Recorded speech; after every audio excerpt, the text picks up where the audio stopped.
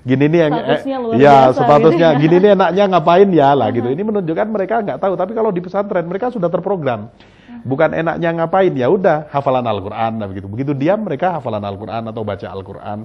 Nah, dan amalan-amalan ini sudah dicontohkan langsung oleh kiai yang berada di pesantren itu sendiri, sehingga pesantren, sekolah di pesantren itu adalah sekolah yang sangat mendukung atau mensupport pada pendidikan karakter.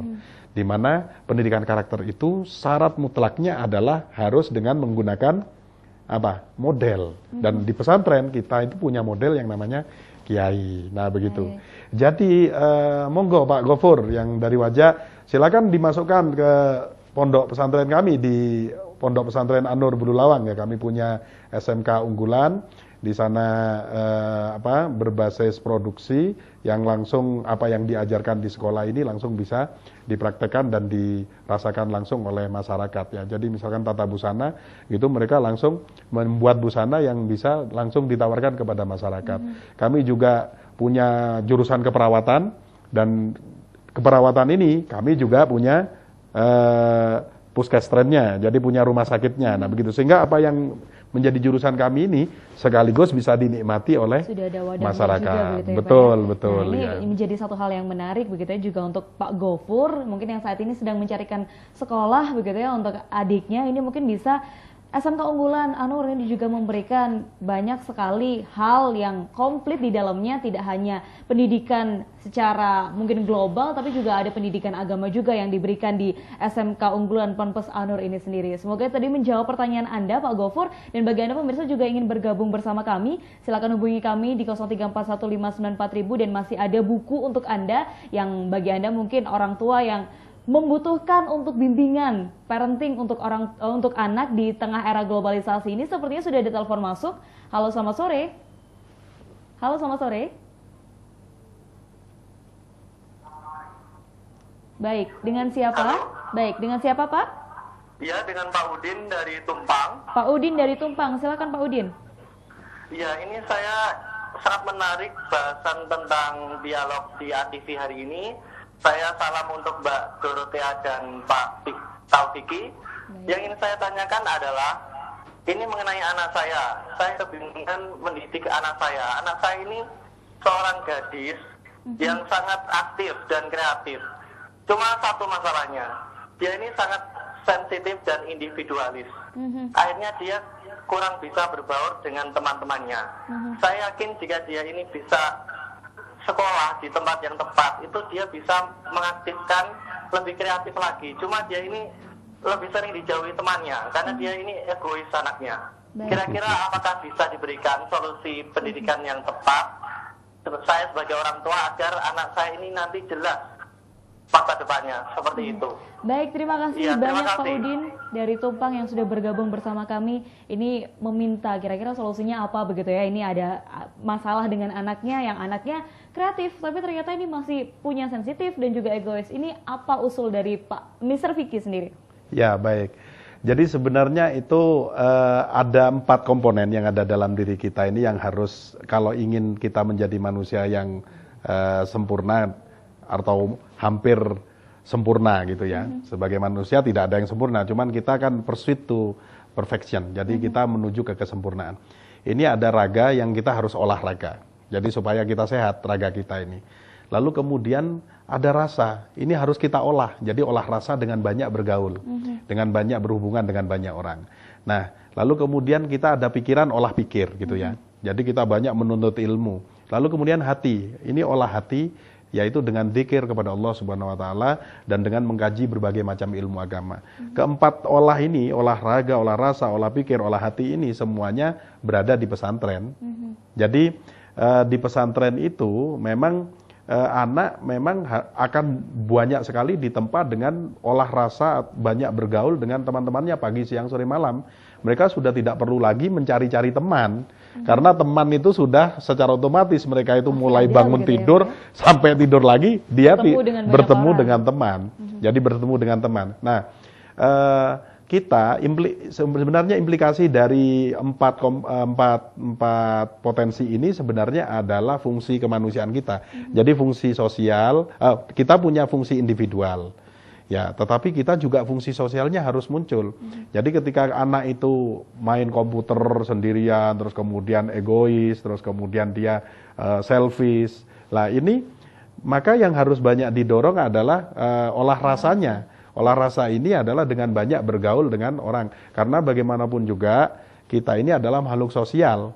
Nah, bukan hanya makhluk individual, tapi kita harus juga menyadari bahwa kita makhluk sosial. Kalau tidak percaya, Anda silahkan berada di kamar 7 hari 7 malam, maka Anda akan galau ya. Jadi karena kita ingin memang bergaul dengan orang. Fungsi ketiga dari kemanusiaan kita ini kan adalah, kita ini adalah di samping makhluk individual, makhluk sosial, kita juga makhluk biologis. Jadi kita butuh makan, butuh minum, ini harus juga dicukupi. Mungkin ketersediaan gizi itu juga pengaruhnya juga besar pada kesehatan yang lainnya.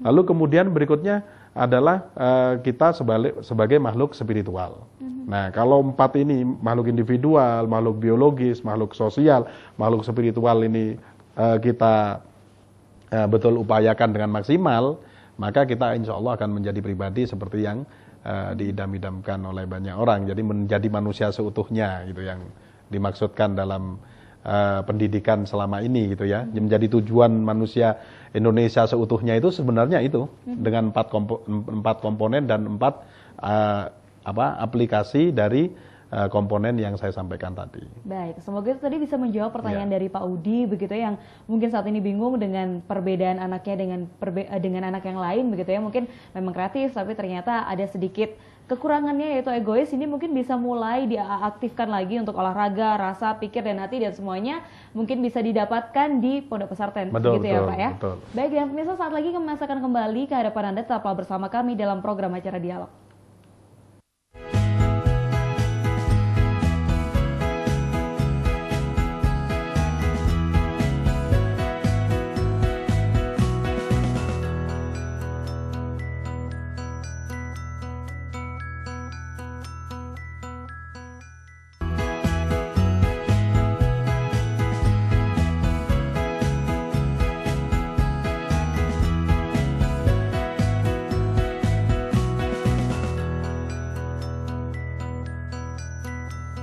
Terima kasih pemirsa, Anda masih bersama kami dalam program acara Dialog. Tadi sudah ada Pak Udin dan juga Pak Gofur yang banyak bertanya dan juga banyak sharing begitu ya mengenai adiknya dan juga anaknya. Ini juga bagi Anda pemirsa yang juga ingin bergabung bersama kami, silakan Anda bisa menghubungi kami di 0341594000 sama seperti Pak Udin dan juga Pak Gofur. Anda bisa juga langsung mendapatkan buku Religious and Smart Parenting for Brilliant Kids. Ini nanti Anda bisa mengambilnya di SMK Bulu Lawang begitu ya. SMK unggulan Ponpes Anur Bulu Lawang maksud saya. Dan kita masih membahas mengenai sukses mendidik anak di era globalisasi. Mr. Vicky, ini kalau kita melihat begitu ya, banyak orang tua yang di era globalisasi ini mengajarkan anaknya, tapi orang tua seringkali tidak mengerti kesalahan orang tua dalam mengajar itu seperti apa sih.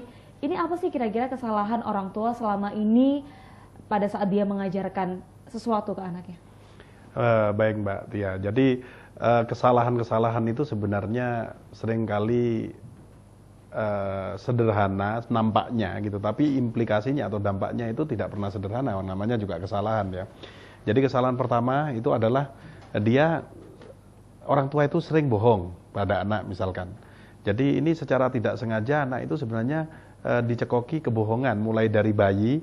Misalkan seorang ibu mau menggendong anaknya atau sedang menyuapi anaknya, ini terakhir, misalkan mau makan itu terakhir, padahal mestinya terakhir, lalu kemudian paling akhir, lah itu udah sebuah kebohongan. Padahal implikasi dari dampak kebohongan itu sangat besar, dan orang sukses itu nomor 1 adalah kan harus jujur. Jadi Thomas Stanley itu mengatakan bahwa dari 733 multimiliarder, orang multimiliarder itu semuanya adalah orang-orang jujur. Nah, kalau orang tuanya sendiri bohong, bagaimana dia bisa sukses anaknya, kan begitu ya. Nah, bahkan sejak zaman dulu itu dikisahkan bahwa Nabi Yakub itu dia melakukan hilaf, mendidik anak. Pernah suatu saat itu bercerita bahwa kalau anak-anak, kamu hati-hati kalau ke hutan, karena nanti kalau ke hutan kamu bisa diterkam rusa. Lalu kemudian ketika Nabi Yusuf itu diajak oleh saudara-saudaranya dan dimasukkan ke sumur, sekembalinya dari hutan diceritakan ke ayahnya bahwa apa? Bahwa adiknya itu diterkam rusa. Padahal kan nggak mungkin rusa menerkam manusia ya. Jadi kemudian ini adalah kesalahan saya katanya Nabi Yakub ya. Bahwa ini kesalahan saya, ini apa? Anak ini menjadi bohong. Karena apa? Saya sendiri juga berbohong. Nah, begitu. Nah, yang kedua adalah kesalahan salah dalam apa? Tidak meluangkan waktu yang cukup banyak. Jadi anak itu ada satu postulat di dalam ilmu sosiologi, orang tua sibuk, anak nakal. Jadi kenapa? Karena sebenarnya yang akan dirasakan kita kasih sayang anak itu baru bisa dirasakan oleh anak.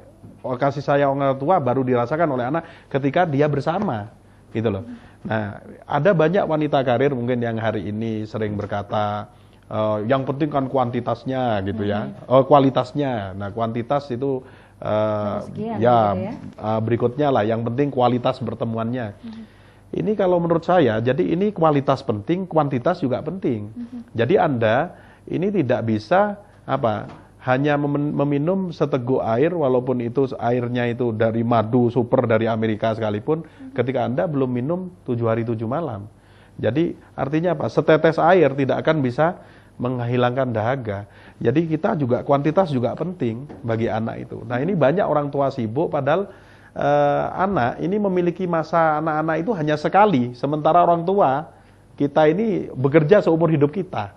Nah, kalau kemudian anak kita dititipkan ke pembantu, lalu kemudian supir istri kita dititipkan kepada supir, lalu bagaimana kehidupan keluarga ini menjadi sakinah mawaddah warahmah?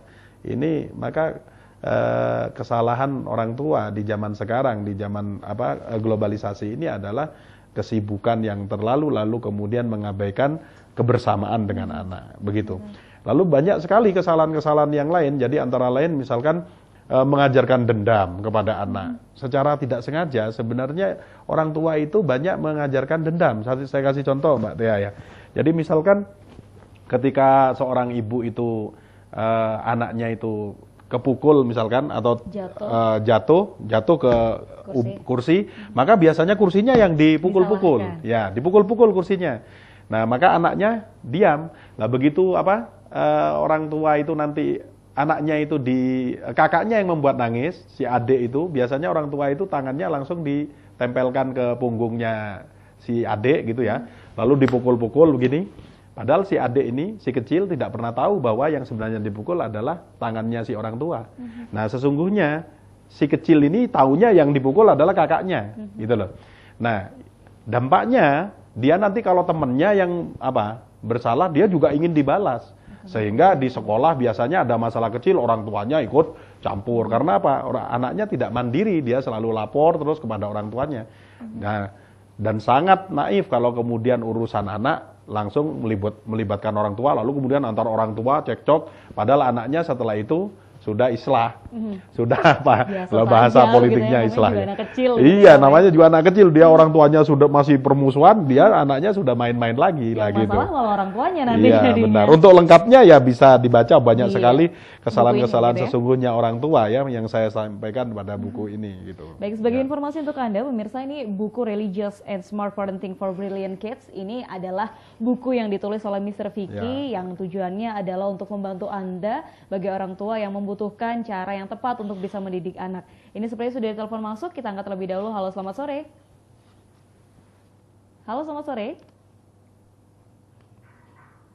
Baik, ya dengan siapa di mana? Iya, ini dengan Bapak Andi di Gondang Legi. Bapak Andi di Gondang Legi, silakan Pak Andi. Ya, ini tentang masalah keraguan saya tentang pondok pesantren. Ya, ini bagaimana dengan adanya isu di masyarakat bahwa lulusan pesantren tidak bisa bekerja, sehingga saya ragu membodohkan anak saya di pondok pesantren. Terima kasih. Baik, terima kasih banyak Pak Andi. Mungkin bisa langsung ditanggapi, Mas Ya, terima kasih Pak Ali. Jadi keraguan Anda ini mungkin memang harus didasarkan atas data ya. Jadi fakta itu akan menghilangkan keraguan. Jadi hari ini bahkan saya sendiri sejak kecil itu dididik di pesantren. Jadi mulai dari MI saya di pesantren Malang Selatan, lalu kemudian SMP saya juga di pesantren, SMA di pesantren, S1 di pesantren, bahkan kemudian setelah S2 pun kembali ke pesantren. Sampai menikah dan sampai sekarang saya berada di pesantren sampai menjadi doktor. Dan banyak sekali orang-orang yang berada di pesantren itu menjadi hebat. Alumni-alumninya itu yang tidak pernah belajar perdagangan, dia menjadi pengusaha. Tidak pernah belajar politik, dia menjadi politikus handal. Bahkan kalau di pesantren kami itu contoh alumni yang sangat hebat adalah antara lain mantan Ketua Umum PBNU Kiai Haji Hasyim Muzadi yang sekarang menjadi di kepresidenan itu adalah alumnus asli pesantren. Bahkan Presiden Republik Indonesia itu juga Gus Dur itu juga adalah orang pesantren. Jadi orang-orang pesantren ini adalah orang-orang jiwa entrepreneurship-nya kuat, lalu pelajarannya juga padat. Terlebih hari ini sebenarnya yang menyebabkan orang sukses itu kan bukan hanya dia pendidikan, tapi dia terselamatkan dari lingkungan-lingkungan yang berbahaya yang hari ini sangat kita rasakan bersama. Mohon maaf sebelumnya. Jadi hari ini anak lulus SMP saja itu sudah jarang yang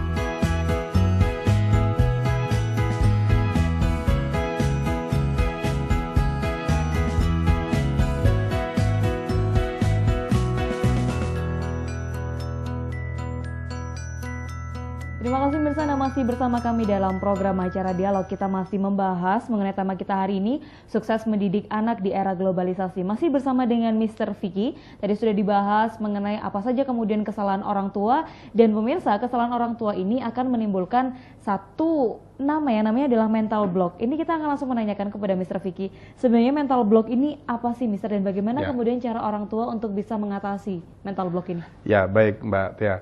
Jadi Profesor Lazanova ini seorang pakar psikologi, dia menemukan satu penemuan yang sangat luar biasa bahwa semua yang disampaikan oleh seorang yang sangat dihormati, baik itu guru maupun orang tua, terlebih orang tua, ini berdampak sangat signifikan kepada kepribadian anak.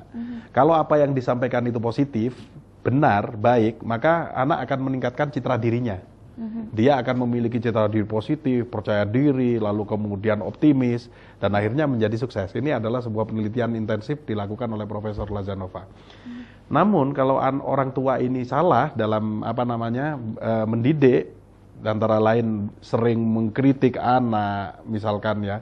Jadi kan kita banyak kita lihat anak itu begitu salah sedikit orang tua langsung mengkritik. Tetapi begitu anak itu sudah benar tidak segera dipuji. Ini adalah sebuah kesalahan dalam parenting. Jadi mestinya kita harus imbang bahwa kalimat positif dan kalimat negatif. Kalimat positif ini harus lebih banyak diberikan kepada anak. Nah, ketika anak itu misalkan sering dikatakan kamu kok tidak bisa begini saja kok, kamu ini bodoh apalagi naudzubillah. Ini maka akan membentuk penjara mental. Dalam ilmu psikologi ini penjara mental ini disebut dengan mental block. Maka ketika dia ini tumbuh sampai dewasa sekalipun, ini anak akan banyak tidak percaya diri, lalu kemudian kurang dia suka membanding-bandingkan dengan orang lain, lalu iri, terus cemburu kepada orang, lalu kemudian dengki, kemudian fobia, terus suka marah-marah, perfeksionis, itu banyak sekali jenis-jenis mental block ini ya. Nah, karena itu orang tua sebaiknya memang sangat berhati-hati ketika berbicara, kan kalau di dalam pandangan agama setiap apa yang disampaikan oleh orang tua itu adalah doa, dan doa orang tua itu menurut Rasulullah itu adalah seperti doa orang tua kepada anaknya itu adalah seperti doanya Nabi kepada umatnya. Jadi sungguh luar biasa. Jadi mungkin Anda dulu pernah dengar cerita seperti Balin Kundang gitu ya. Jadi kalau di Islam itu ada banyak sekali sejarah-sejarah di mana ketika seorang orang tua ini mengatakan seperti namanya Jurais misalkan, ini hanya dipanggil ibunya padahal dia sedang sholat sunnah, beliau tidak menjawab, ibunya kepincut ya, dia keliru untuk mengatakan sesuatu yang tidak baik kepada anaknya, dan itu memang terjadi kepada Jurais sampai akhir hayatnya dia dihukum gara-gara kata-kata ibunya kepada Jurais itu sendiri ya. Jadi kata-kata orang tua, baik itu yang positif maupun yang negatif, ini akan membentuk ada punya efeknya masing-masing. Kalau positif dia akan meningkatkan citra diri, kalau negatif ya maka ini akan membentuk mental block. Sedangkan untuk menghilangkan mental block, ini yang pertama adalah kita harus sering mengajak anak-anak ini kepada kegiatan-kegiatan keagamaan. Nah gitu loh. Jadi kegiatan keagamaan ini ada di mana lagi kalau nggak di pesantren. Nah karena apa? Di pesantren itu ada figur kiai. Jadi kalau Anda misalkan datang, dan itu kiai itu adalah sosok yang sangat terhormat. Kalau Anda tidak percaya, misalkan Anda sedang punya masalah yang sangat besar, misalkan sekarang sedang ada masalah di kampus, misalkan ya, datang ke ibu Anda. Maka nggak usah dipikir, gitu aja lah gitu. Kiai karena orang yang sangat dalam ilmunya, juga spiritualnya, pengalamannya itu juga sangat luar biasa, sehingga biasanya selalu mencerahkan, mencairkan tadi yang penghalang-penghalang yang ada di dalam diri anak itu sendiri. Bahkan belum ngomong pun, ini ada dalam ilmu neuropsikologi istilahnya ya, bahwa lingkungan itu berdampak sangat signifikan kepada kejiwaan seseorang. Nah begitu masuk ke pesantren untuk ketemu kiai, itu akan mencair, karena itu di agama dikatakan salah satu obat hati itu bertemu dengan orang soleh, gitu. Lalu kemudian mental block itu juga bisa dihancurkan sebenarnya dengan teknik NLP, itu adalah antara lain resitasi positif. Jadi misalkan Anda tidak pede gitu ya, jadi misal itu Anda bisa mengatakan saya pede, saya pede, saya pede, saya pede, itu berkali-kali, ya mensugesti, self suggestion. Ini adalah sebenarnya penanaman sugesti kepada alam bawah sadar. Jadi kalau mungkin pemirsa nanti mau mencoba, nanti sebelum tidur bisa menyampaikan begini, saya mau bangun jam 3, saya mau bangun jam